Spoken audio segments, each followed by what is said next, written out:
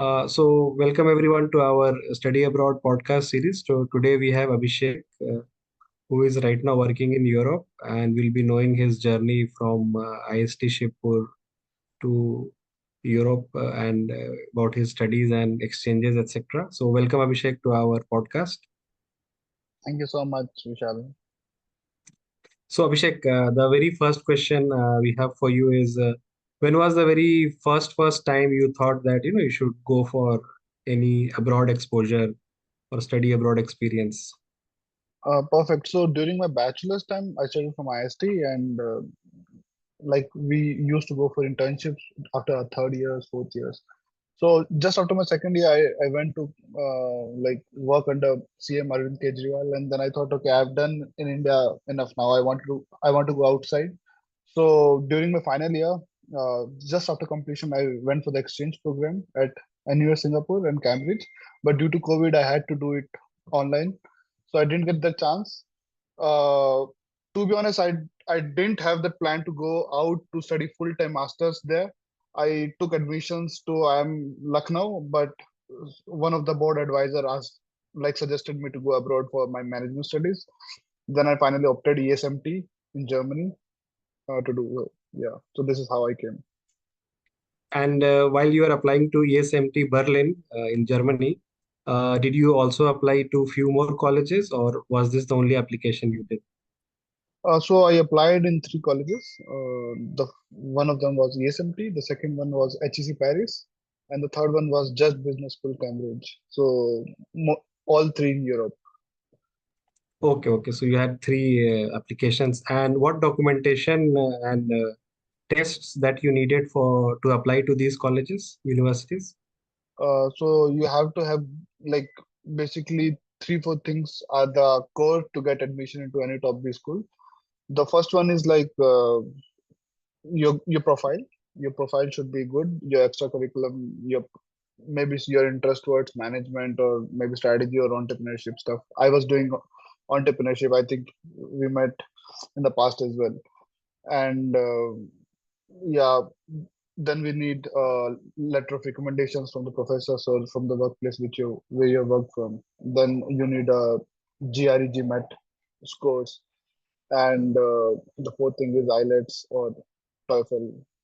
Yeah. Okay, okay.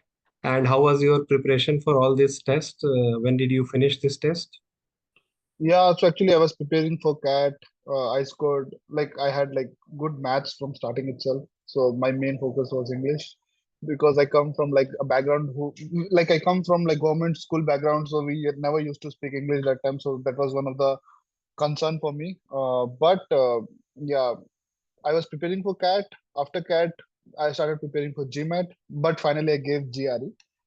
So in GRE I scored 326, 326. I scored 170 out of 170 in mathematics. Again, I lost 70 marks in English. Yeah. We like they exempted TOEFL or IELTS for the people who are studying at NIT, IITs in India, who's like one of the top 20 colleges, and I got lucky there. So I didn't give TOEFL or IELTS. Okay, okay. So for ESMT Berlin or like some colleges, even instead of GMAT, GRE is also okay. Yeah. So they just compare whichever is good. So like they also have some matrices. Like for example, these business schools compare, like if you have GRE score 326 and it is equivalent to 730 GMAT. And when I was giving GMAT on my trial, I was never getting 730. So that's why this was one of the strategy. And I think this is really important for the people who are applying for business schools and who are suffering for some language issues and stuff. So it's one of the strategies. Yeah. Okay, okay. So it's a good point, good advice that you can replace your GMAT with GRE instead Yeah. and apply for the courses where it's acceptable at least, where they are not very strict about GMAT, let's say, and you can play a bit of a smart game here, or maybe Yeah. give both and see which one is better and then send that score to them. Usually, I recommend GRE for the people who really concern about the negative markings because there is no negative marking and like it's chill. What I've heard from my institution, like we used to have some seminars and stuff. What I've heard from them was like 280 was the minimum score in India. So I thought if 280 is the minimum, so then everyone like would be above 280.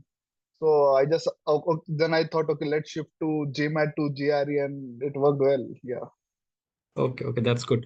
And so your GRE score, your TOEFL and IELTS were waived, and you had three letters of recommendation from your college professor, probably. yeah. One of them was from my institution. Another one was from Mr. Sarup, who is the managing director of Hardwood Cooling Towers, and the third one was from Manish Sisodia, the deputy CM. Oh, okay, okay, that's good. That's good. So you managed to get recommendation from all three recommendation for three colleges, right? So total nine recommendations. For Cambridge, I just gave two recommendations because I was working under Professor Ronita Bardhan. She is a alumni and she is a director of studies. So I got her recommendation, so it was quite easier. Sure, Yeah. sure, sure. So after your admit was received and you decided that ESMT Berlin is the place you want to go, you had to go through the visa, flight, accommodation process. So which one of them was the hardest for you, and which one was I the easiest? I think Berlin accommodation is the biggest challenge because it's crazy. People believe that getting a job in Berlin is easier than getting a accommodation. So I think that was the toughest part. I paid upfront without knowing a guy, and it was whole lot risk. And when I came, it was like it worked out well, but for many people, it's crazy. Yeah. So Okay. accommodation Sure. is the biggest challenge for me. Yeah. So how did you find it? Like in your case, like how did you hunt down your accommodation? Yeah. So I was looking for various channels through Facebook groups, WhatsApp groups. Was a bit desperate. Some days someone saw my message and he texted me back, but he asked me to pay upfront. And there are a lot of cheatings going on here, like a lot of frauds and stuff. But yeah, this is how I managed. Like I paid him upfront from India, and all lot risk on your shoulders. So this payment was like 1 month in advance or more than that?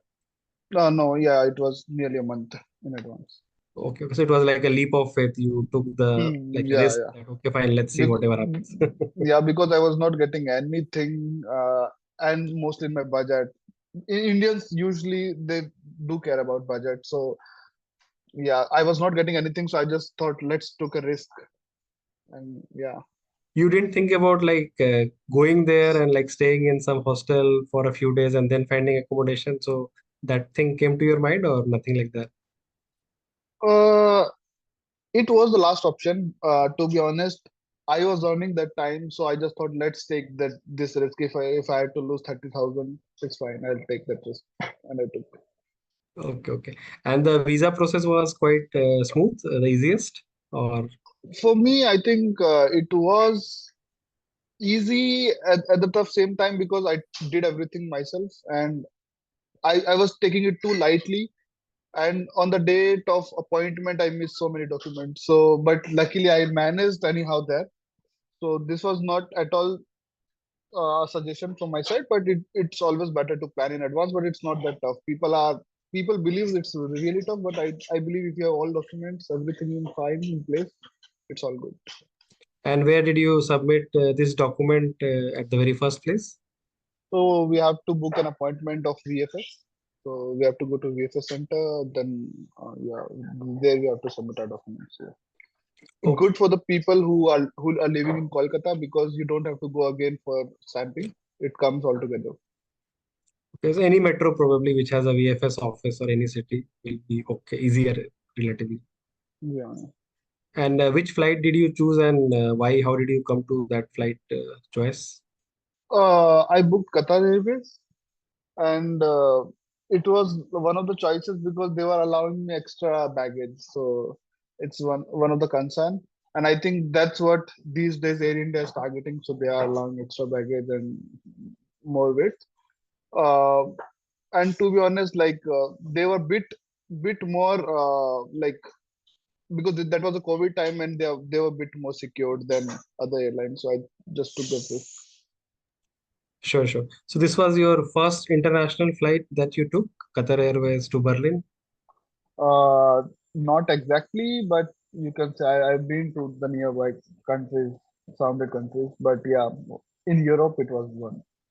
Okay, okay. And how was your flight experience? Any glitches, anything that you learned, any shocks? Like to be honest, it was really very smooth. Qatar it was really nice. Everything went quite well until and unless when I like just reached Germany because I felt that if I've done some mistake because I was not mentally prepared to separate out from this Indian culture, that cultural shock and like leaving Lucknow. I had an offer from SPJ in Mumbai also. So like I had this in mind, okay, I would have got easy placements in India and like I came to a business school like where I have to do everything, new place, everything. So this was quite disastrous. I was a bit crying. No one I like I didn't know anyone. No one came. I didn't have internet. I don't like now I imagine how I went to home. I even can't imagine like how I managed that time. So, but yeah, uh, crazy story. Sure. So when you landed in Berlin and you came to your accommodation, so like you mentioned, you had all these shocks of doing like laundry, your food, your cooking, your washing, all by yourself, plus the job hunting, internship hunting. So how was this? How did you adjust to each one of them? Like, what was the most difficult part, and how did your emotional fluctuations happened during this period? So I think the toughest part was landing here, which I already told you, because I didn't know anyone, and I didn't know how this whole transportation system works. It's really nice transportation system, but it's very different from which we are using back in India. Uh, this was one of the toughest part. Like I don't know how I managed that time, but in regular like Indian male are not. Even I come from the northern part of India, very like patriarchal society, so I didn't know how to cook. So what was one of the toughest part. Uh, the good thing happened was the day when I landed in Berlin, the next day I received an interview call from a company which I haven't applied. Like my college recommended my name, and I didn't get in, but I got this psychological backup that even without applying, they are reaching out to me. It I'll manage somehow. But uh, then I stopped looking for any part time and stuff. I gave 2 months. I was inside my house. I was just doing assignments and applying for the jobs. So it was stressful because after fourth round, fifth round, I was getting rejections from Google, blah blah, and other students were getting in the Europeans guys. But in December, by the end of December, after 3 months, I got somehow like before Christmas. So yeah, This was an internship offer, summer job kind of thing. yeah. It was kind of working student role. Um, yeah, but it was sort of consulting project for like 2 3 months. But I got the confidence. Then I got another internship at Allianz Technology. It's for like it's a mandatory internship which we have to do. I went to Munich, and this is how it started. So this project that you're doing is like part of the class, or you are like after your class you're finishing the work for the consulting.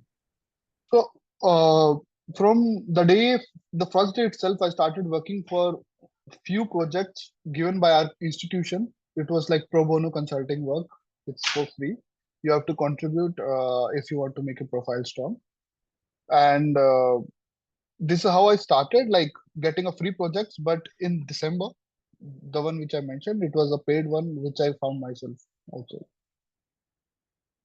Okay, okay, sure. So this placement thing, like I think you also mentioned that in India there is a placement that is done by Yeah, yeah, placement cell, whereas in most developed countries, probably in the top 100 colleges, pretty much there is no placement support just like India. There yeah, might yeah, be a little bit of seminar, this, that, but college is not really responsible to place you as such. So they yeah, don't market themselves that they are like the kind of an employment exchange for you, and you can come and take a degree and take a job with you, but you have to hunt by yourself. So this job hunting experience, when you learned by yourself, how was your emotional fluctuation? So when you got the job, or before you were getting rejected, you were like, let's say, sad, happy, sad, or like feeling anxious that other people are getting, I am not getting this, that. So how do you compare the Indian system and the abroad system with this regard? Like, is it good, bad? What is your call? And this, I think this is very important question, and I think we should also emphasize a bit here because Indian business schools are known for their placements.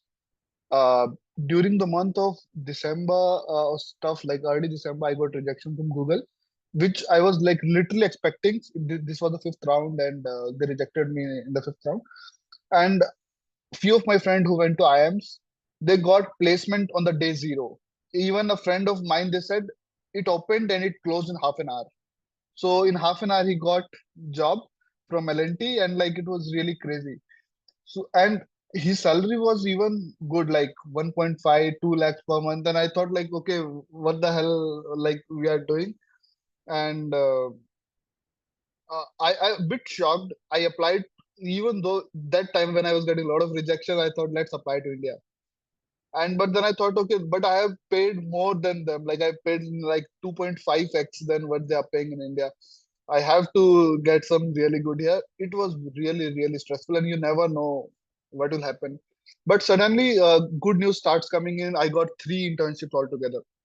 I finally chose Allianz Technology.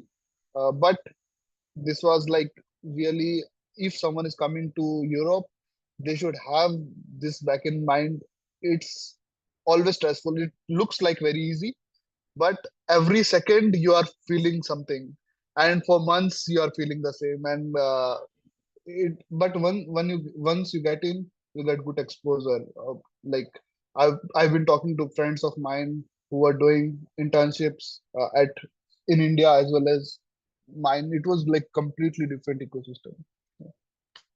And your classes and all you had in the first few months, you may have seen some surprises. Like one of the surprises, usually you call the professor and all by name, which you Yeah, are not yes. used to. How So was I that think adjustment? you're very right.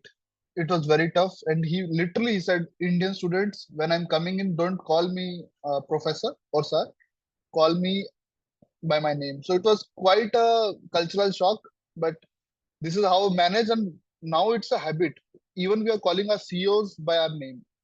So when anyhow I'm talking to some Indian company or Indian guy, they sometimes feel like not that good if I'm calling them by their name. And I think this is the culture now, and I believe this is also good at the same time. And I sometimes feel reluctant that shall I call him sir or by name, two different cultures. Yeah. So there was always this confusion or dilemma. You have to make a decision. Should I call sir or not? Or ma'am, sir, ma'am, Yeah. or just the name? And was there any like accent pronunciation problem that you faced while in Germany? Yeah, like I've seen a lot of Indians got this accents, and like people were slightly speaking different than what we speak in the normal English. So yeah, I saw a lot. Well, I don't know if I have changed my accent or not, but like yeah, I think slight a bit. It comes because you have to speak in different tone, different frequency and speed, different slightly. You have to use different words. Maybe that brings some changes. But yeah, I've seen. Sure, sure. And what was your classroom like? What was the class size and like which all country students you had with your batch? So that's the most interesting thing of ESMT. ESMT was one of the parliaments earlier, so it's one of the very beautiful business school. When you sit inside, it's look like you're sitting in a parliament. Very beautiful, big, gigantic classes, and like you have name boards in front of your stuff. So we had like 120 students, and there were two sections, 60 each, and we were like nearly 35 plus countries who were sitting in that batch out of 120. Yeah. So it was quite diverse, very international. Even there is no such business school in US or in India where you can get 35 plus in like this small batch. Yeah. And you were made to do a lot of interactive project work and studies. So there was a lot of perspective change, exchange, etc. Yeah. You learned a lot of cultural exchange kind of things from them.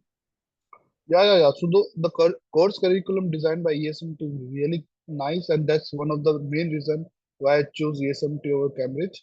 The thing was like the curriculum is designed in a way the first semester you'll be doing studies, proper core studies. Then the next semester you'll be doing like your specialization a bit. Each year we have 3 semesters basically, so trimester stuff. And then on the third semester or third and fourth, you have to do physical mandatory internship at one of the corporate. When you come back, you again have to do your specialization course, which you have chosen. For some people who who are going for exchange programs, for me it was Smith Business School. I got into Smith Business School, but at that time I also had a job, so I dropped my exchange program. But they give really good exchange programs and stuff. But after your job, after your exchange program, you have to go for SIP, Social Impact Project, where you have to go to any country, underdeveloped or developing countries across the globe. We went to Cape Town. So, where you have to do some NGO, pro bono consulting projects. And when you come back, you have to do a thesis and you can also do in group. So, it was whole new ecosystem and they're trying to bring a lot practical stuff in between. So, yeah, the curriculum was designed in a way that you have to interact not in between the classes, but also with organizations, NGOs, corporate and stuff. What about your full-time job that you found after your graduation? How did you hunt that and how did you choose that? Yeah, so again, it was crazy because you have to face a lot of rounds. So I joined as a management consultant as a junior associate earlier, but then I'm currently as working as an associate. It was really tough. English consulting position. I'm not a German speaker, so again, you have to fight for the 10-15% positions which are available in the market. And it was tough. I gave nearly 7 rounds, and if you count, one day I gave 3 rounds. So if you count like this, I've given 9 rounds for that one particular position. It was really very tough. But when I made it, I was literally crying that I finally did something. Yeah. And this work culture of internship, summer job, and the full-time job, is there a bit of a difference or like similar kind of work culture? For work, study, and internship. Yeah, so the like the summer job, part-time job, work culture versus the full-time job. How did you see the cultural difference or between different companies or different clients that you would have made? Did you see like some difference in the work culture? Yeah. Actually, for the work student, it's a bit more flexible because you have to study hard, and company do understand this. If you are having classes, they appreciate it that you should go to class. You can design your 20 hours according to them. Then for internship, I did both part-time internship and full-time internship at Allianz. So it's slightly different because for full-time internship, I had to go to the office every day. So it's more like a corporate setup and you have to go in three-piece and stuff. Then for the final job, it was a bit crazy because we had to work 10 to 12 hours, which is not common in Europe. But my firm was a very small firm, and being a consultant, your life is always crazy. So it was very tough. You have responsibilities. Now you can't do mistakes, and you have to maintain the German accuracy when you're dealing with a client. So slightly different, more responsibility. Yeah. Yeah, yeah, sure. And what's your aim for next few years from now? Yeah. My aim, my current aim is as same as other Indian to get a PR. And but yeah, I'm doing strategy consulting for BMW, and I want to stay here more to bring some more impact, build my resume more, like put more big numbers on, and getting this ecosystem and confidence. This has helped me a lot as a person, individual. Uh, Later on, I want to have my own consulting firm. At the same time, I want to be an angel investor, or if works very well, then maybe some investors one day. Yeah. Sure, sure. Okay, so coming to the very last question now.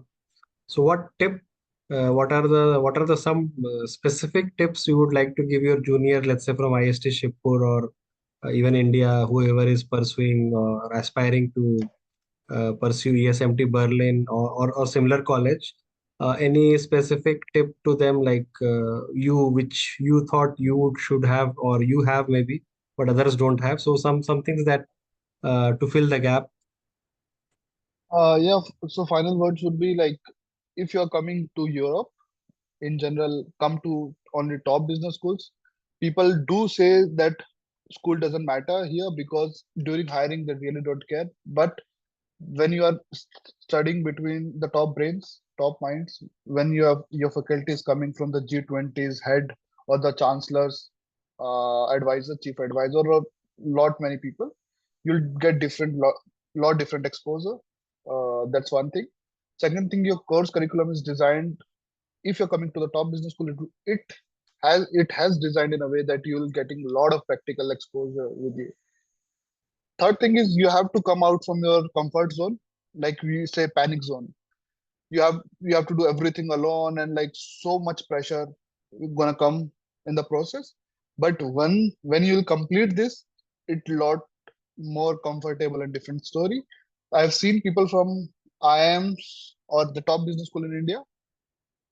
It's slightly easy. I believe it's slightly easier in terms of getting jobs, the market.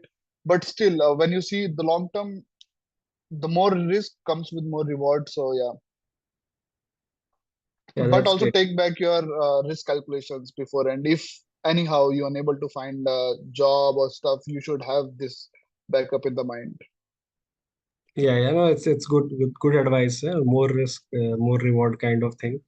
But it can also backfire. Yeah, yeah, definitely. Okay, Abhishek, so thanks very much for your time, and we hope our audience would have learned a bit from your experience. And we'll be posting this video on YouTube and LinkedIn, so probably some of the student might be connecting with you. So feel free to accept or reject them, just like you were accepted and rejected by people. Yeah, Okay, okay then, definitely. take care. Bye. Have a great day. Bye bye.